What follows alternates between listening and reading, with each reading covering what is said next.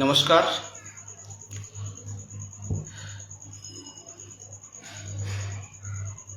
সবাই শুনতে পাচ্ছেন? হ্যাঁ, রাত 8টার লাইভে আপনাদের সকলকে শুভেচ্ছা জানাই। আপনারা জানেন যে আগামী 15ই অক্টোবর আমরা পুনরায় এসএসসি অভিযানে যাচ্ছি। তার কারণ আপনারা জানেন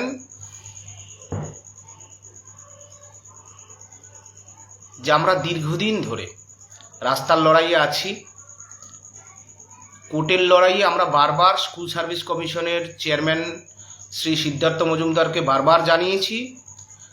মহামান্য কলকাতা হাইকোর্টের নির্দেশে 1 সেপ্টেম্বর আমরা বৈঠকে বসেছিলাম যে যোগ্যদের তালিকা দিন। এখন দেখুন, আগামী 15ই অক্টোবর 2025 প্রত্যেকে নিজেদের তাগিদে, নিজের অধিকার, নিজের চাকরি, এসএসসি 2016 প্যানেলের চাকরি ফেরানোর লড়াইয়ে আসুন। আমি একেবারে খুব স্পেসিফিক কয়েকটি কথা বলি। দেখুন, রিভিউ পিটিশনে আপনারা প্রত্যেকেই গিয়েছিলেন, প্রত্যেকেই আশা করেছিলেন যোগ্যদের তালিকা না পেলে কিছু হবে না, কোনো পিটিশনে কোনো কাজ হবে না, কিউরেটিভ পিটিশনেও কাজ হবে না। সরি টু সে, যোগ্য তালিকা চাই। দেখুন, মহামান্য সুপ্রিম কোর্ট এতদিন পর অযোগ্য শিক্ষকদের তালিকা দিতে হলো, তাও আবার স্পষ্ট নয়। স্পষ্টভাবে লিখুন না যে সাবজেক্ট, ক্যাটাগরি, নাম, রোল নাম্বার, বাবার নাম, ডিটেলস দিয়ে স্কুল সার্ভিস কমিশন আপনারা প্রকাশ করুন। যদি প্রকাশ না করে তাদের বিরুদ্ধে সুপ্রিম কোর্ট কি ব্যবস্থা নিচ্ছেন? আজকের খুবই খারাপ লাগছে। আজকে শিক্ষাকর্মীদের, শ্রদ্ধেয় যোগ্য শিক্ষাকর্মী যাদের বেতন বন্ধ, যাদের সন্তানদের মুখে কি খেতে দেবে জানা নেই, তাদের মামলা বলছে শুনবই না। তাহলে দেখুন, বাড়ির মালিক মানে এদেশের সর্বোচ্চ আদালত, সিবিআই তদন্ত করলো, তারা যোগ্য অযোগ্য বাঁচতে পারলো না। মানে আলাদা করতে যদি না পারে, তাহলে আপনি বা আপনারা কোন লজিকে, কোন যুক্তিতে আমাদের ধারাবাহিকতা সহ 7 বছর শিক্ষকতা করার পর, শিক্ষাকর্মীর চাকরি করার পর আপনি চাকরি কেড়ে নেন? মানুষের জীবন জীবিকা চলে যাওয়া সংবিধান রক্ষার বিরোধী। তাহলে কোথায় সংবিধান রক্ষা হচ্ছে?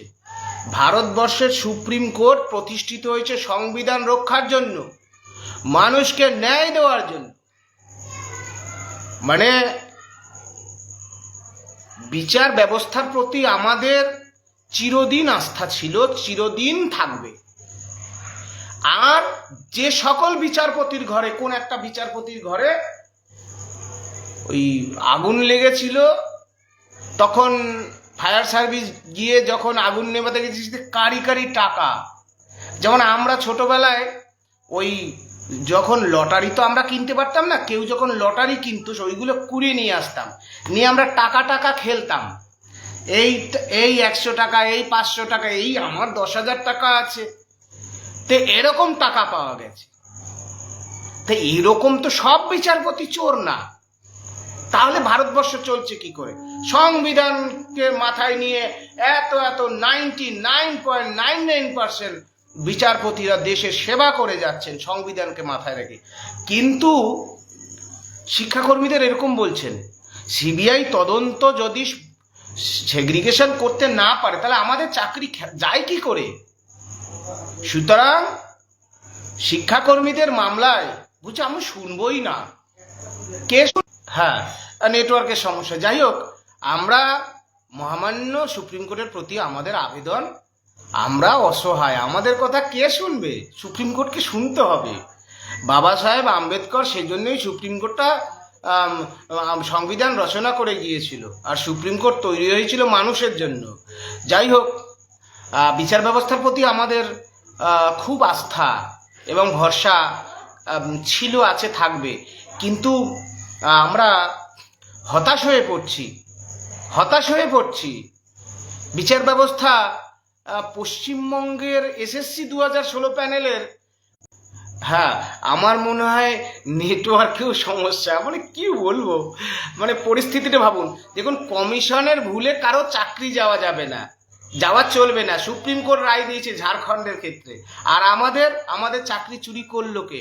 স্কুল সার্ভিস কমিশন, রাজ্য সরকার, বোর্ড, নেতা, মন্ত্রী, মুখ্যমন্ত্রীর নেতৃত্বে চাকরি চুরি হয়েছে।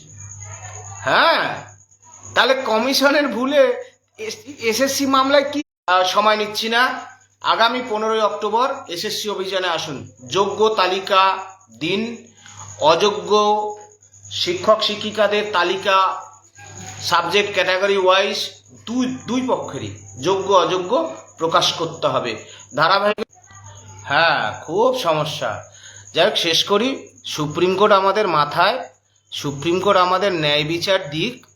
হ্যাঁ, আর আপনাদের কাছে অনুরোধ, অনেকে এরকম ভাবে যে যদি আন্দোলনে যাই ভাইবা বা ইন্টারভিউ বা এই ডেমোতে আমাদের নাম্বার কমিয়ে দেবে, এই ধরনের ভাবনা যদি কারোর থাকে এটা করবেন না। আপনারা আসুন, যোগ্য তালিকা পেলে ওই এসএসসি 2016 প্যানেলেরই চাকরি ফিরবে।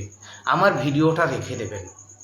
কিউরেটিভে, হ্যাঁ, যোগ্য তালিকা পেলে কিউরেটিভে প্রত্যেক যোগ্যজনের চাকরি ফিরবে। চাই যোগ্য তালিকা, এসএসসি 2016 প্যানেলের পুনর্বহাল। ঠিক আছে, আমরা লড়াইয়ে আছি, লড়াইয়ে থাকবো।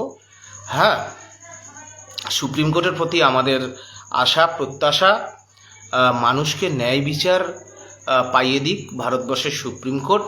ঝাড়খণ্ডের ক্ষেত্রে এক রায় আর পশ্চিমবঙ্গের ক্ষেত্রে এক রায়, এক যাত্রায় পৃথক ফল। আইন তো সবার জন্য সমান হওয়া উচিত।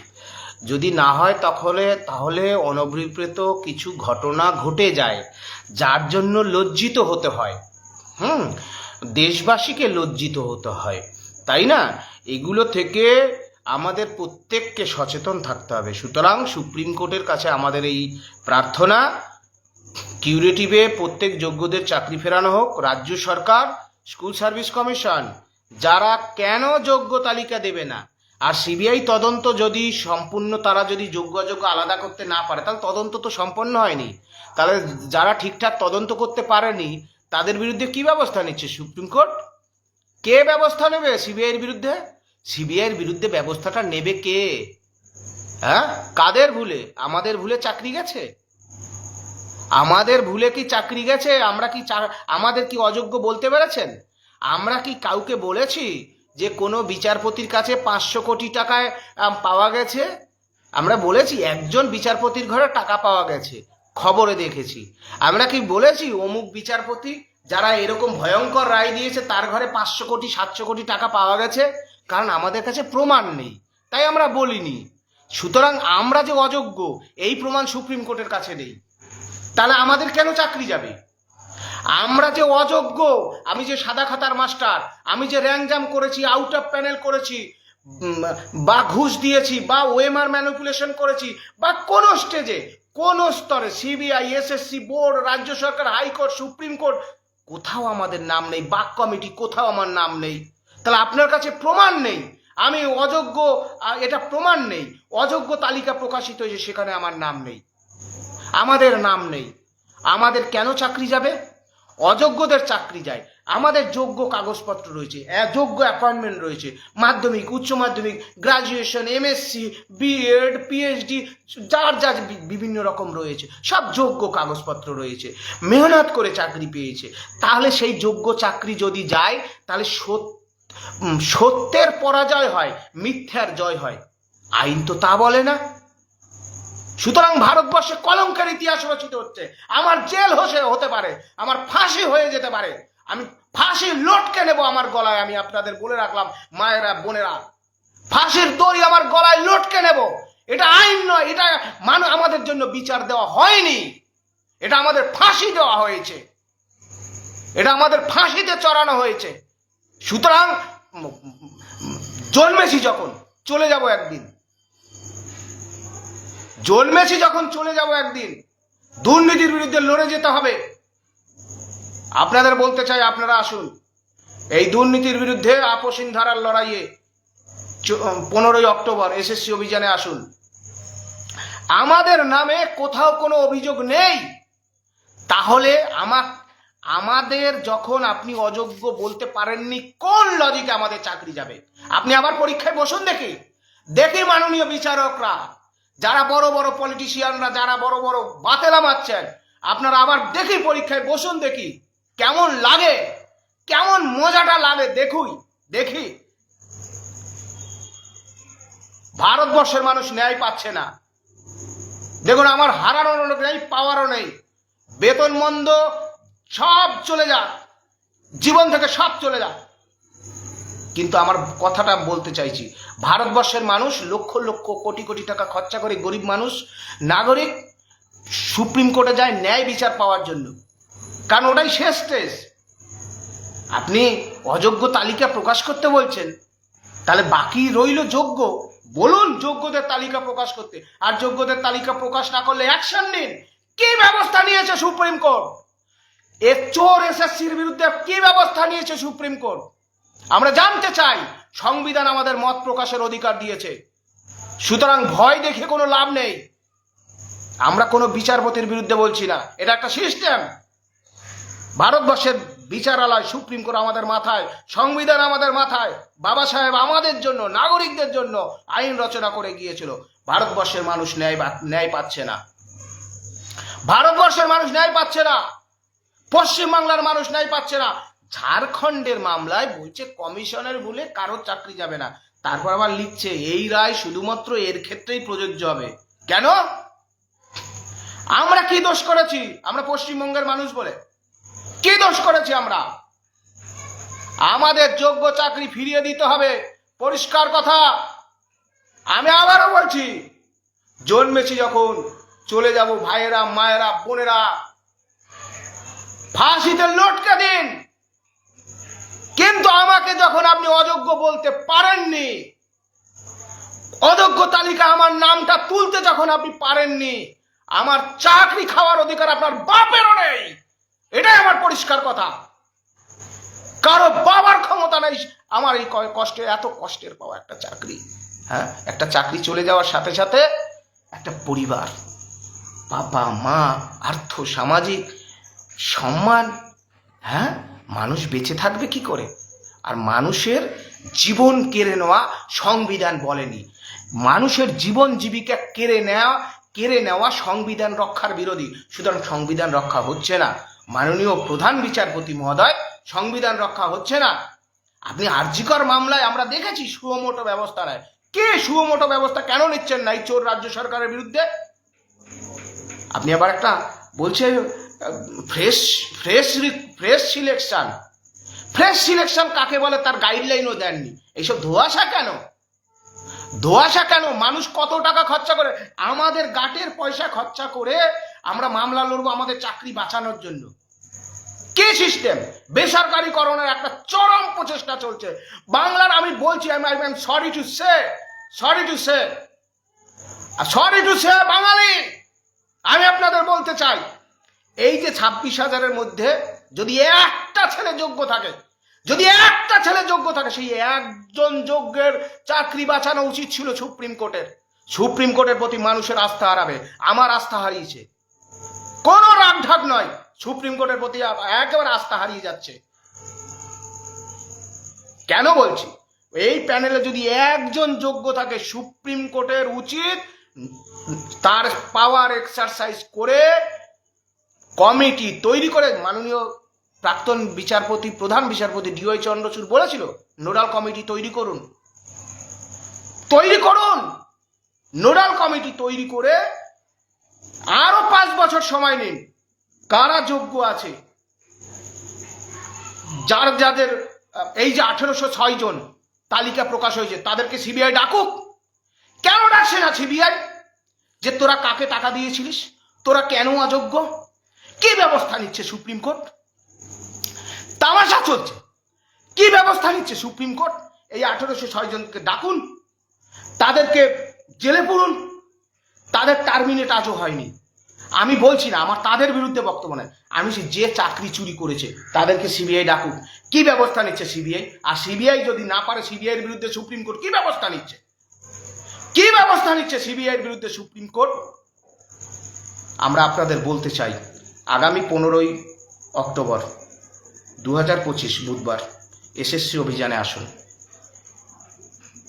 ভয়ের কিছু নেই। চাকরি পেয়েছিলেন, চাকরি আবার পাবেন, আবার পাবেন। শুনুন, আমি বারবার বলি, ভুল ত্রুটি একটু জোরে জোরে বলছিলাম, ক্ষমা করবেন। আসলে এটা মেনে নেওয়া যায় না, এত কষ্টের একটা চাকরি। কেন মানুষ ভগৎ সিং হবে না? কেন ক্ষুদিরাম হবে না? কেন? এভাবেই হয়ে যায় একটা ভালো মানুষ। যাই হোক, আমি শেষ করি। কেউই কিন্তু, সবাই চায় শান্তিতে সুখে পরিবার পরিজন নিয়ে মানে ভালোভাবে বেঁচে থাকতে সকলেই চায়। পাগলেও চায় দুমুঠো খাবার খেয়ে বেঁচে থাকতে, বৃষ্টি আসলে ছায়ায় গিয়ে যেখানে বৃষ্টির জল পড়বে না, এটা সহজাত প্রবৃত্তি। কিন্তু আপনার হকের জিনিস দেখুন, এক একজনের ফিলিংস এক এক রকম। আপনার হকের জিনিস ছিনিয়ে নিচ্ছে কেউ, সে আমার প্রবল প্রতিপক্ষ হতে পারে, আমি লড়তে লড়তে হেরে যেতে পারি, কিন্তু আমি বিনা, দেখুন আমি আপনাদের অনেক সময় নিলাম। আমি যে কথা বলছিলাম, আমার অনেক কষ্টের পাওয়া চাকরি ফিরে পাওয়ার জন্য লড়ে যাব। আপনারা আসুন 15ই অক্টোবর 2025। আমি একটা কথা একটু আগেই বলছিলাম যে আমার প্রতিপক্ষ অনেক বড় হতে পারে, কিন্তু আমার হকের জিনিস ছিনিয়ে নিচ্ছে, কেড়ে নিচ্ছে জোর জবরদস্তি, তার বিরুদ্ধে লড়ে যেতে হবে। হ্যাঁ, ঠিক আছে, সকলে ভালো থাকুন, লড়াইয়ে থাকুন। রাজ্য সরকার অমানবিক। আমি এখানে শেষ করছি। নমস্কার, সালাম, জয় জহর, জয় গরাম, খোদা হাফেজ, প্রণাম। সবাই আসুন। হ্যাঁ, 15ই অক্টোবর 2025 সবাই আসুন।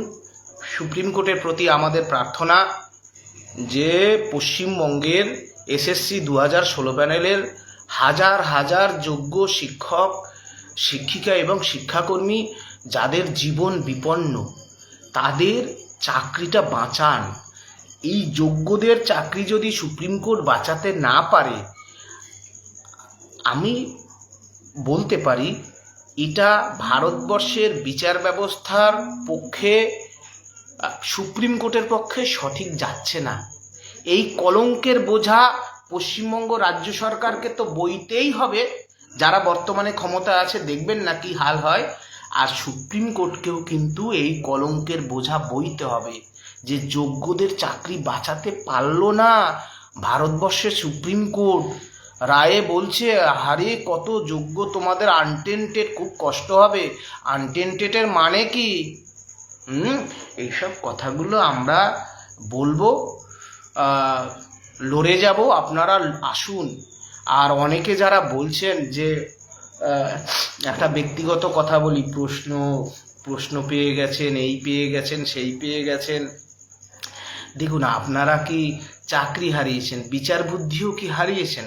এটা হয় সুমন বিশ্বাস, যার মুখের খাবারটুকু পর্যন্ত কেড়ে নিয়েছে রাজ্য সরকার, তাই না? এগুলো কেন বলে আমাকে এত ব্যথা দেন আপনারা? হ্যাঁ, আমি আপনাদের অনুরোধ করব, দুর্নীতির বিরুদ্ধে লড়াইয়ে আসুন।